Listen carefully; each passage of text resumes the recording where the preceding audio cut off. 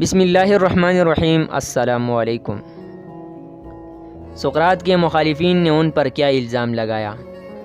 سقراط کے مخالفین نے سقراط پر یہ الزام لگایا کہ وہ نوجوان نسل کو خراب کر رہا ہے اور ان کے ذہن میں غلط خیالات ڈال رہا ہے اور اپنے والدین سے نافرمانی کا درس دے رہا ہے۔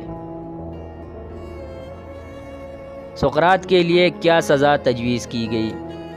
سقراط کے لیے جو سزا تجویز کی گئی وہ عمر قید تھی، لیکن بعد میں اس کو زہر کا پیالہ پلایا گیا۔ سقراط کو فوج میں کیوں بھرتی ہونا پڑا؟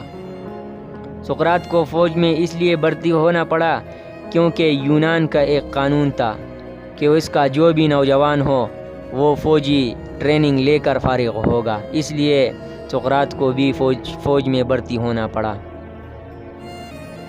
سقراط کے شاگردوں کے نام۔